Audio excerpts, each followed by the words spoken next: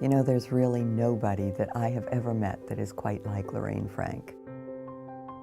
She was the one who put a Humanities Council on the map. She was the spark behind it. She had so much interest in everything that went on in the community, in her family's life, in the country. She embodied, to me, the word humanity in the fullest possible sense. Her parents had come from Hungary. My grandfather was a butter and egg man from the Lower East Side. You can kind of imagine the cultural gap for a Jewish immigrant's daughter going on a full scholarship to Vassar College in the 40s. Lorraine actually trained as a mathematician. She was going into a career in economics. We're all very fortunate that somewhere that path veered and she got into the humanities here in Arizona. John P. Frank was a distinguished Arizona lawyer who was known for many things, especially his practice of constitutional law. He and Lorraine were married in the 1940s. My father had adult onset asthma. He was told if you would like to live a full lifespan, move to Arizona. It was so clean and dry here and hardly any people. I'm talking about 1950. Lorraine came to Arizona not knowing anything about it, as did many of us, and came to love it. They bought our property where they built our house, and I remember people saying, you're going to live way out there? Because Camelback Road wasn't paved. My mother designed that house herself.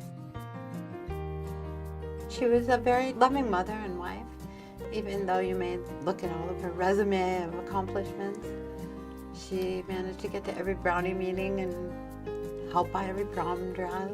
Many people thought of her as an extraordinary hostess. She always seemed to have an ability to find a chair for whoever might arrive and to find the appropriate dish to put something on. She called me once and said, I know you've got sterling silver somewhere, and I'm having Justice Douglas, and I don't have enough spoons. I said, I will bring over spoons, it's not a problem. It was a world that was very, very extraordinary.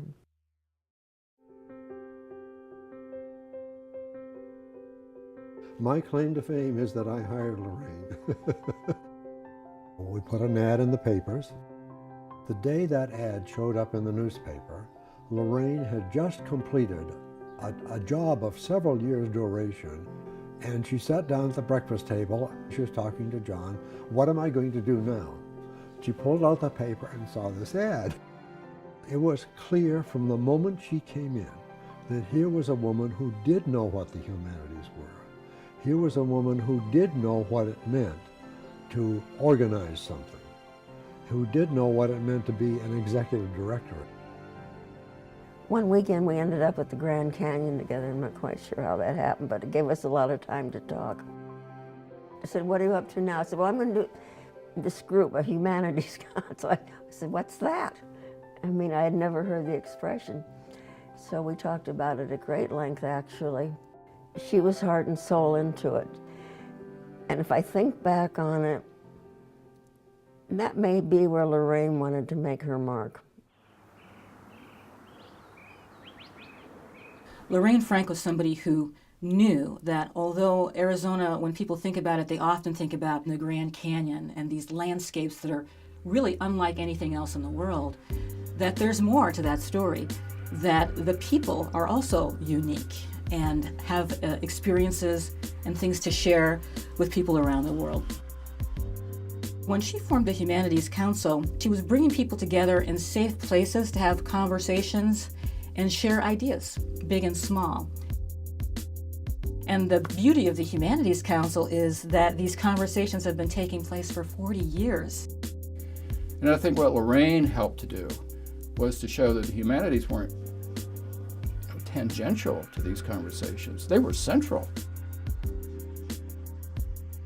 One of the things that we're very interested in is reaching young people. That move seems quite friendly. And some of the programs are so exciting because kids learn about culture in experiential ways. Next expression that we're going to talk about, the next art form, is hip hop. They don't just listen sit in a chair to poetry. They want to write it. They want to sing it. They want to shout it.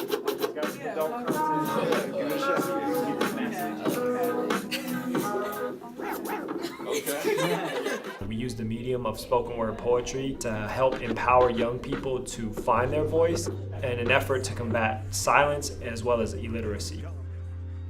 You're going to create your own manifestos today. You guys know what a manifesto is? We're planting seeds, empowering them to use their voice to be contributing citizens to our society.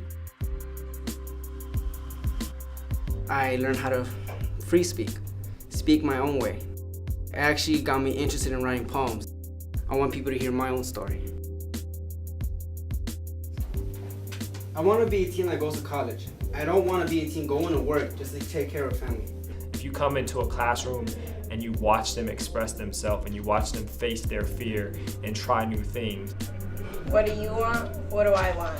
Sometimes we keep what we want inside. Seeing their eyes light up, you know it's affecting them and you know it's creating changes.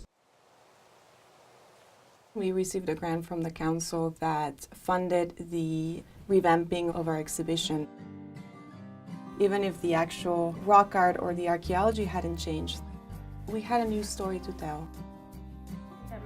The council really allowed us to create this brand new way of interacting with the site, with multimedia. It's allowed us to be relevant, to be timely, to have a new voice. It also served as a catalyst for us to gather a new base of support. We saw increased attendance, and it repositioned us within the museum community as an exciting place to be. The humanities allow us to see the bigger picture, see the human story, and put ourselves in that narrative to construct something that all of us can share in. When I think about the future of the Humanities Council, the future is bright. And what's so important is the voice that people have to share. And what we do is we bring those voices together. So if you're somebody who thinks it's important to talk to your friends, neighbors, and maybe people you haven't even met yet about what Arizona should look like in the future, then the Arizona Humanities Council is an organization that you should support.